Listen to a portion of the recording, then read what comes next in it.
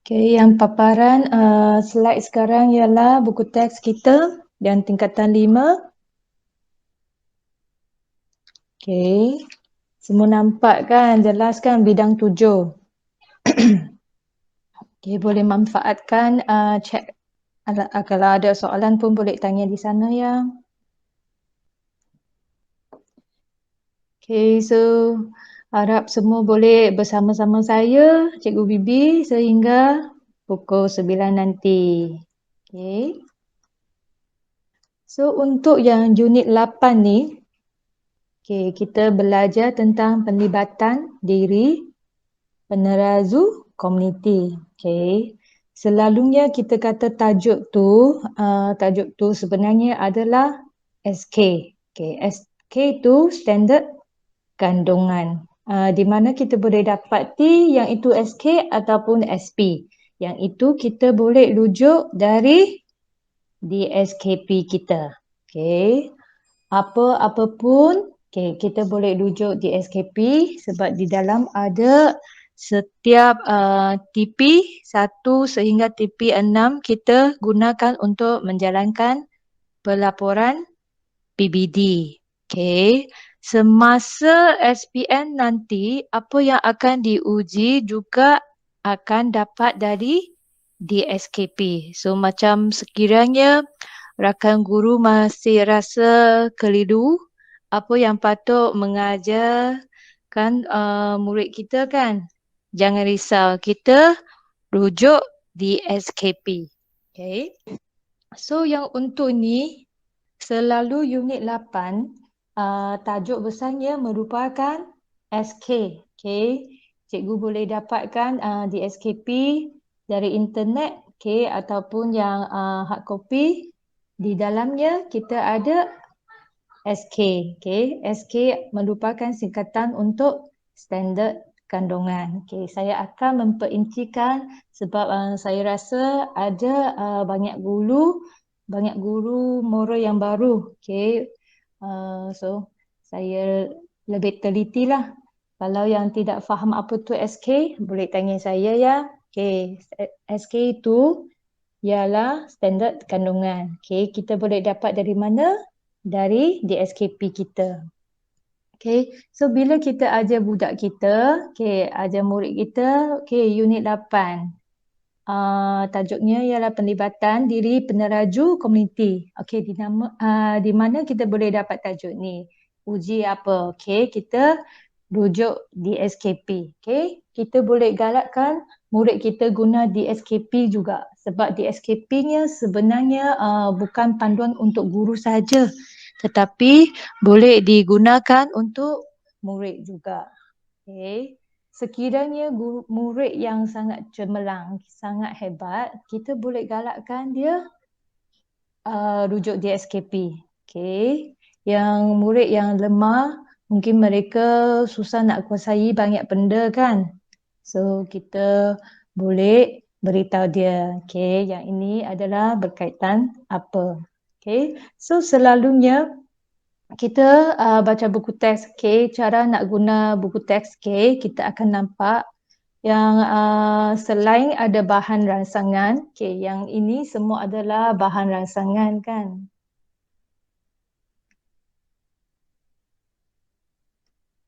Okay, so yang benda-benda ni adalah bahan rangsangan, gambar rangsangan.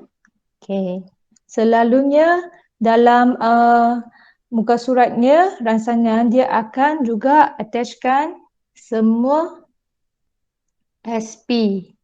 Okay. SP. Okay. Apa itu SP? SP merupakan standard prestasi. Okay. Boleh dapat juga dalam DSKP.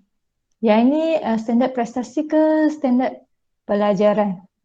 Okay. Lama tak balik DSKP, saya pun lupa pula. Saya tahu SP je. Okay. Sekejap kita cari yang DSKP. Sekiranya kita tak pasti kan, kita rujuk je. Okay. Jangan senggankan. Okay. Saya rujuk balik. So sudah lama hibernasi kan 2 minggu cuti duduk di rumah je. Lepas tu tak buat apa-apa, semua lupa. Okay, so kita rujuk balik apa tu SP. Yang ni ada dalam di SKP yang tingkatan 3 kan. Okay, saya nak rujuk balik.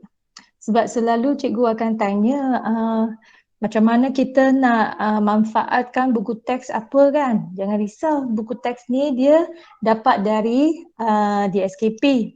Okay, dah lupa dah. Yang standard prestasi merupakan TP. Okay, so maafkan saya, yang SP ialah standard pembelajaran. Okay. Yang ni semua ada di dalam DSKP kita. Okay. So selalunya dalam SP kan, dia akan tulis di sini. Okay. So semasa kita merujukkan SP, kita tahu apa? Kita tahu SBM, KSSM, masa murid calon kita menduduki peperiksaan, dia akan diuji. Okay. Uji semua SP ini. Okay. Standard pembelajaran. Okay. So apa yang patut murid itu menguasai iaitu murid itu boleh memberikan contoh program komuniti. Okay.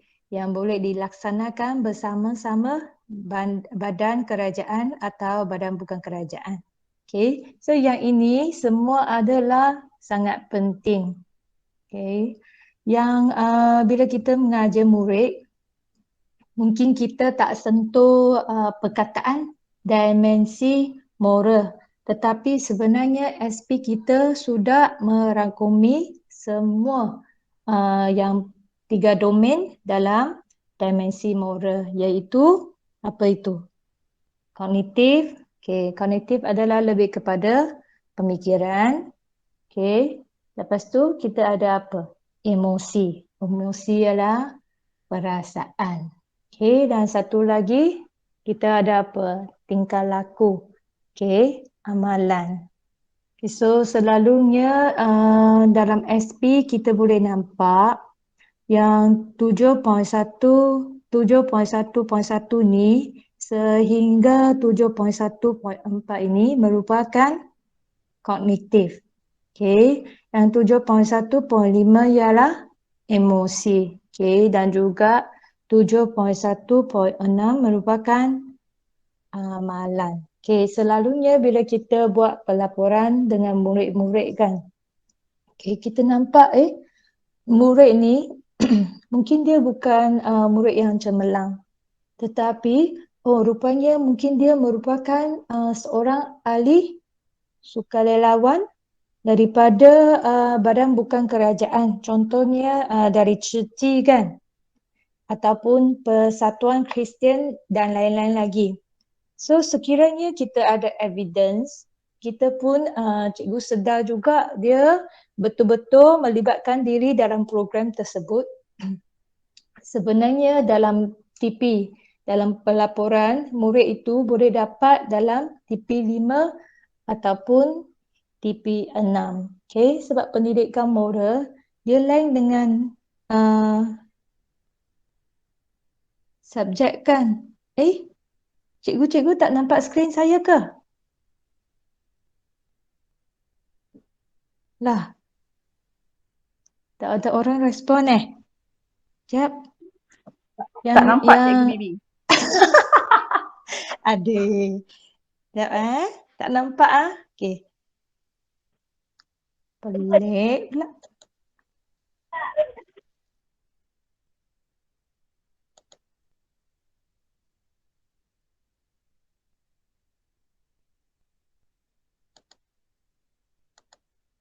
Alah, tak nampak. Tiba-tiba stop. Okey. Nasib baik semua masih bersama saya kan bagi respon. Sekejap.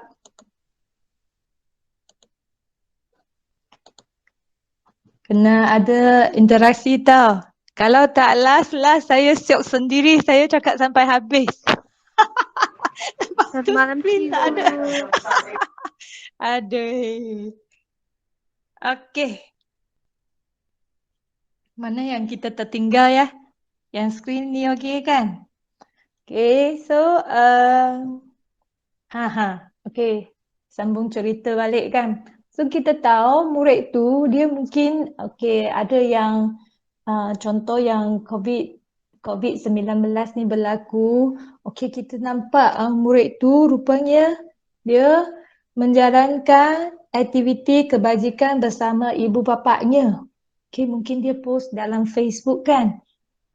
Kita dalam list kawannya, kita nampak murid kita rupanya merupakan seorang sukarelawan ataupun mungkin dia bukan sukarelawan tetapi dia rajin membuat kerja kebajikan. Okay. Sekiranya ada gambar, ada video, ada evidence, murid tersebut boleh dapatkan TP6 ataupun TP5, kita rujuk balik di dalam pelaporan kita. Sebab selalu cikgu risau. Saya tak boleh nak bagi sampai TP6. Okey. Saya kata macam tu. Sekiranya tidak boleh bagi TP6, kenapa nak wujudkan grade TP6 kan? Macam tak masuk akal pula kan? So, kita jangan risau. Kalau kita buat pelaporan, senang je. Yang penting ada evidence. Okay, contohnya kita dah nampak video dia kan. Cakap kalau nak untuk simpanan sendiri kan, cakap dengan dia, nak hantarlah video cikgu. Cikgu hari tu kat Facebook nampak apa-apa kan. Cikgu nak bagi TP6. Okay, kalau cikgu risau, mungkin video itu tak ada. Okay, apa yang boleh kita buat? Kita boleh buat surat. Lepas tu minta ibu bapa anak murid kita turun tanda tangan. Okay, yang itu merupakan satu evidence. Evidence tu masuk apa? Masuk bukti. Okay, so kita boleh bagi murid kita dapat TP6. Okay, tapi kita perlu semak balik di DSKP. TP6 itu adalah apa? Okay. So, sekiranya TP6 merupakan melibatkan diri dalam program komuniti bersama-sama badan kerajaan atau badan bukan kerajaan, kita sudah tahu murid kita join. Walaupun dia bukan murid yang cemerlang kan. Mungkin cikgu nak minta dia bagi implikasi. Okay, implikasi tu kesan lah. Kesan kalau tak melibat dalam program komuniti. Murid tu tak reti nak tulis pun. Tetapi murid itu sudah berjaya mengamalkan tingkah laku tersebut, kita patut bagi murid itu grade yang bagus. Sebab dalam pendidikan moral, dia lain dengan subjek, contohnya bahasa Melayu kan. Okay. Murid itu perlu tulis frasa. Frasa nama, okay. Boleh nampak ayat tu cantik, gramatis, baru kita bagi TP yang betul. Tetapi yang pendidikan moral, dia lain sebab dia melibatkan 3 domain. Okay. Domain tu ada kognitif, okay.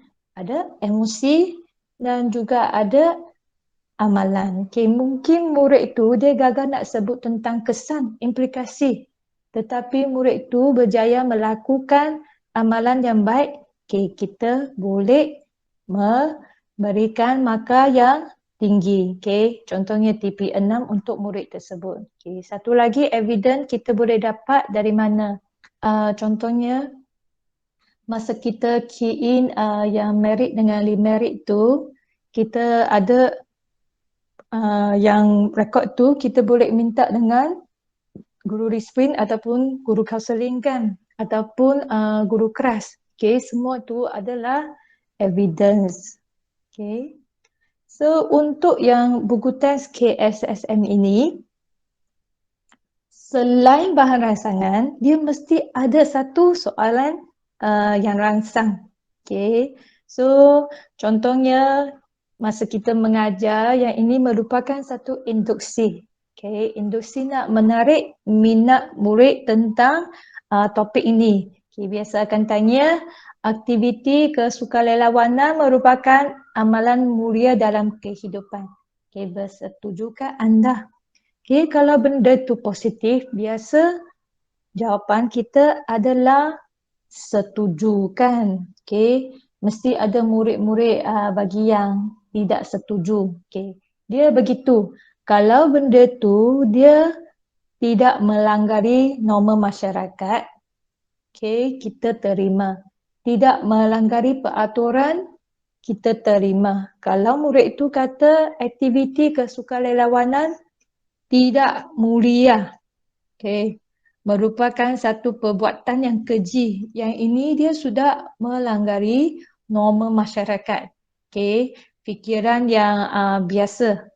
So, kita memang tidak akan terima jawapan tidak setuju. Okay. Sebab yang ini sebenarnya induksi. Dia nak rangsang murid je. Kalau murid yang jawab tidak setuju tu memang datang kacau lah. Okay. Cakap dengan dia, pilihlah setuju. Okay. Lepas tu beritahu dia, kenapa kita nak setuju. Okay. Kita nak meringankan beban golongan yang memerlukan bantuan. Okay, selalunya kita mengajar murid-murid yang cemerlang, kita boleh guna bahasa yang aras tinggi. Okay, tetapi kalau murid yang sederhana dengan lemah kan, mungkin mereka tidak faham sangat tentang yang perkataan-perkataan yang susah, contohnya mulia. Okay, mungkin cikgu boleh buat satu usaha yang translate. Kita ringkaskan soalan tersebut. Muria, kalau murid tak faham kan, cakap dengan dia baik. Yang perbuatan yang baik. Okay, bantu orang. Tidak minta habuan. Tidak minta balasan. Yang itu merupakan kesukarelawanan. Okay, so selalunya yang ni soalan rangsangan kita tanya je. Okay. Okay, so kita dapati ada guru masa nak bina item, mereka digalakkan untuk mengambil soalan dari buku teks. Okay, kenapa saya kata begitu? Sebab sebenarnya bagi saya pun galakkan guru menggunakan soalan-soalan di dalam buku teks untuk pembina item. Kenapa? Sebab apa yang di dalam buku teks tu semua adalah berasas daripada DSKP. Okay. Apa yang akan diuji nanti dalam SPM semua adalah dari mana? Dari DSKP. So sekiranya cikgu nak ambil soalan di dalam buku teks untuk dijadikan soalan peperiksaan, sebenarnya sangat bagus. Cuma masa kita nak buat peruntukan markah, okay, contoh yang soalan ni, kita contohnya kalau kita nak buat tugasan di dalam kelas kan, kita perlu letak peruntukan markah. Okay, cakap dengan budak, okay, yang ini soalan cikgu bagi hanya terima setuju je. Okay, yang tidak setuju, cikgu tak bagi markah, cikgu bagi kosong markah.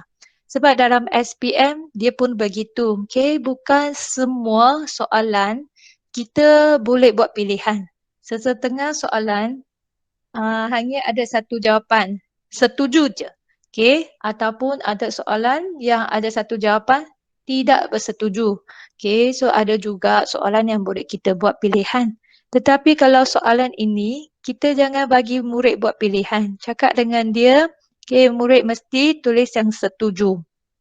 Okay, so kalau tulis setuju, okay, kita boleh buat 10 markah kan. Okay, so setting ni, cikgu boleh bina item macam mana. Okay, kalau cikgu nak jadikan dia bertanyakan nilai, cikgu boleh tambah ayat berdasarkan nilai-nilai universal.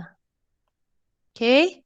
So sekiranya berdasarkan nilai-nilai universal, maksudnya murid perlu menjawab dengan memberikan nilai-nilai universal. Okay. Ataupun cikgu boleh bagi 10 markah. Okay, soalan ni je. Tidak, yang ni soalan tidak bertanyakan nilai-nilai universal. So, huraiannya maksudnya perlu beli 9 huraian ke atas. Kenapa? Sebab satu markah sudah diberikan untuk pilihan. Okay, pilihan itu setuju kan? Boleh dapat satu markah. Okay.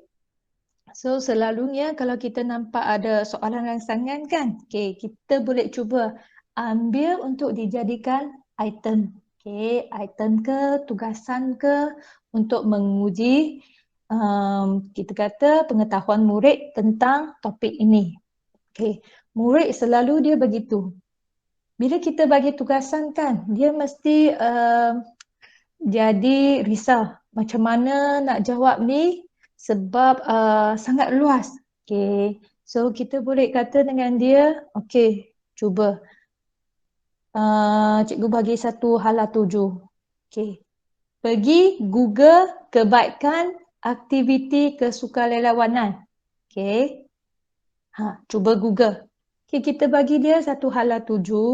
Nanti masa buat kan, dia akan banyak huraian dan banyak isi. Okay. Sebab kalau kita tidak mengerjakan skop dia, yang skop dia agak besar, murid akan keliru. Cikgu, soalan ni apa yang patut kita tulis? Okay. So kita mungkin dalam soalan ni, kita cakap dengan dia, okay, pergi cari kebaikan. Yang untuk soalan ni, semua cikgu nak cari kebaikan. Yang ada rakan guru yang angkat tangan ke, boleh tanya terus tau. Sebab kadang saya nampak skrin, saya tak nampak yang angkat tangan ke soalan. Boleh terus on mic ya. Okay. Okay. So untuk yang bab topik ini, kita boleh cubalah. Kita mungkin boleh ambilkan soalan ni untuk dijadikan tugasan, tetapi dengan syaratnya kita perlu berikan peruntukan markah. Okay. Okay. Yang dalam buku teks kita boleh nampak cadangan nilai. Okay, cadangan nilai sini. Okay. Selalu murid suka tanya, cikgu, selain nilai di sini, nilai lain tak boleh guna ke? Alahai, dak cakap cadangan. Okay, dak cakap cadangan masuk yang ini cadangan sahaja. Kalau nak guna lain, gunalah. Yang sesuai dengan isu, tak ada masalah. Okay, sebab ayat pun dak cadangan. Okay, cadangan dia mungkin sebab dalam DSKP, dia adalah satu cadangan. Okay, sebab yang isu untuk topik ini sangat luas. Okay, mungkin mana nilai universal yang sesuai kita boleh aplikasikan. Tetapi yang sini saya cadanglah. Dalam buku teks ni saya cadanglah ada patriotisme, ada nilai berterima kasih, ada kerjasama. Okay, so masa murid tuliskan, okay, kita kembali. Okay, bila murid nak tulis yang item yang bertanyakan nilai-nilai universal, boleh dah kita galakkan murid tengok dapatkan idea dari sini. Okey, kita ada nilai patriotisme, kita ada nilai berterima kasih. Okey, kita tulis je nilai-nilai ni. Okey, sekiranya soalan yang tidak bertanyakan nilai, okey, yang ini tidak perlu tulis nilai tetapi semua huraian diperlukan. Okey, boleh tulis banyak huraian. Okey, contohnya kalau soalan bagi peruntukan markah 10 markah, okey, murid boleh bagi lebih sehingga 15. Okey, yang ini setakat cadangan Cikgu Bibi lah. Okey. Kenapa cikgu tidak galakkan tulis sampai 10? Okay, contohnya kalau tulis sampai 10, mungkin huraian yang sama berulangan. Okay, ataupun huraian yang salah. Okay, yang ini akan menjejaskan markah nanti. Okay, so kita bagi yang lebih. Okay, tak ada masalah kita bagi lebih. Okay, so untuk yang page ini, ada soalan boleh tanya cikgu? Ada tak?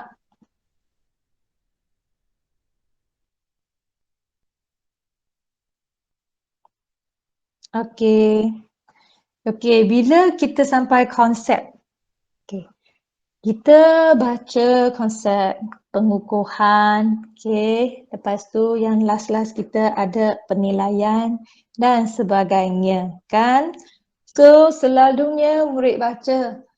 Ada juga murid mengadu, cikgu buku teks ni sikit je, kita nak baca apa macam sikit je. Alah, cikgu beritahu sebenarnya dalam buku teks ni dia banyak boleh tanya dalam SPM nanti. Kenapa?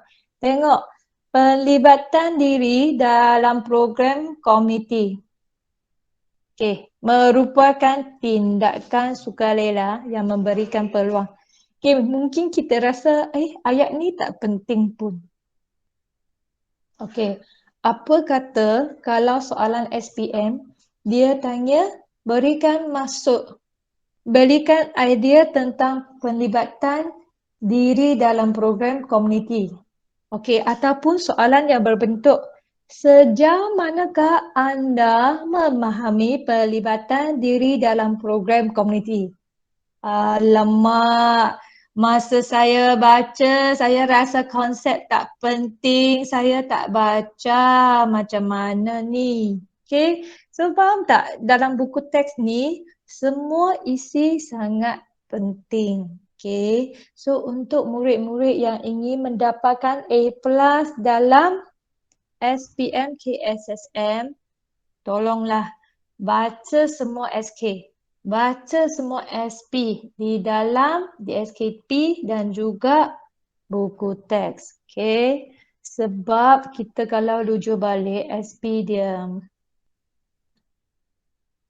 akan tanya memberikan contoh program komuniti. Okay, so murid-murid perlu memastikan sendiri boleh bagi contoh program komuniti.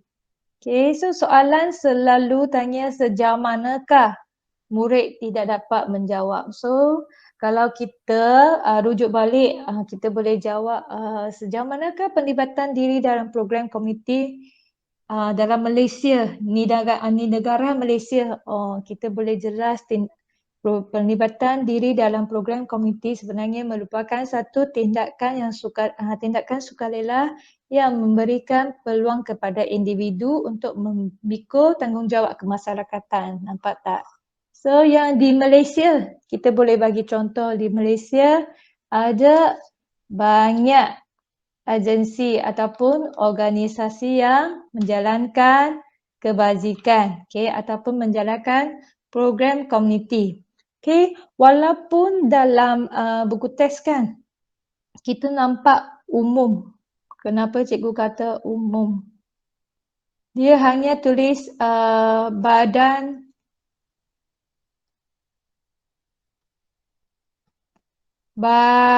kerajaan. Atau pertumbuhan bukan kerajaan. Kalau murid baca begitu je, cikgu rasa tak cukup sebab murid perlu sedar apakah yang dimasukkan badan kerajaan. Apa yang dimasukkan pertumbuhan bukan kerajaan. Ada apa contoh? So sekiranya kita hanya baca dijalankan bersama-sama dengan badan kerajaan, kita tidak dapat menjawab soalan yang sejauh manakah kamu faham tentang pelibatan diri dalam program komuniti di negara Malaysia. Betul tak? So kita perlu beri contoh. Contohnya ada apa? Badan kerajaan kita tahu ada Jabatan Kebajikan Malaysia. Kan? So kita perlu bagi contoh. Yang ini kita katalah huraian. Ada juga pertumbuhan bukan kerajaan. Contohnya ada apa? Ada Majlis Belia, ada Persatuan Orang Asli Semenanjung Malaysia dan sebagainya. So benda-benda ni kita perlu tahu.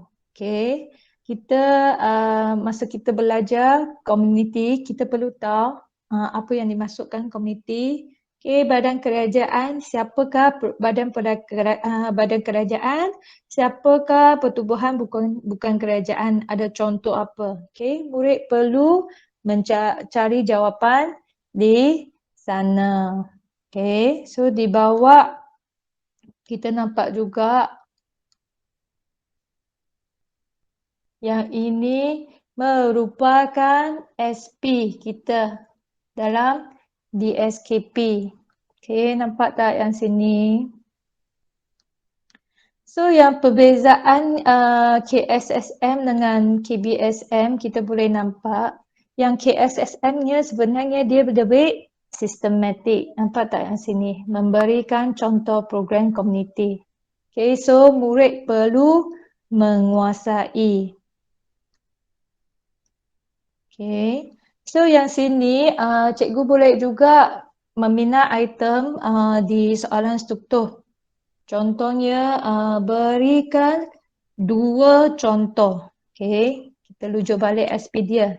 Okay, masa kita bina item, semua kita rujuk SK dengan SP. Okay, berikan 2 contoh program komuniti. Okay, kita boleh letak 2 markah. Okay, so bila kita letak 2 markah, murid perlu bagi 2 contoh. Nampak tak? Murid perlu bagi memberikan bantuan fizikal kepada mungkin dia nak tulis kepada rumah orang tua, tuliskan ayat yang lengkap. Okay, so kita cakap dengan dia, Tania dah dapat 1 markah. Lepas tu, yang ni biasa murid dia tak akan tulis sebab kurang dekat dengan dia kan. So mungkin dia akan tulis memberikan bantuan kemanusiaan kepada mangsa bencana alam. Okey, Tania dapat 1 markah. Ataupun cikgu boleh bina item dengan berikan okey, kita berikan contoh program komuniti. Okey, kalau kita nak set 4 markah tak ada masalah. Okey, kita boleh minta murid tu bagi contoh. Okey. So memberikan bantuan fizikal. Lepas tu contohnya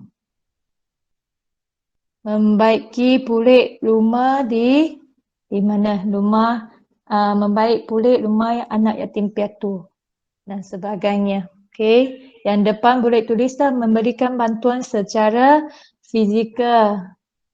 Lepas tu contohnya membaik pulih rumah anak yatim piatu, anak yatim. Okey, dapat 1 markah. So yang ini semua kita boleh manfaatkan semasa membina item. Okay. Cepatnya sudah 30 minit. Ada soalan tak? Ada.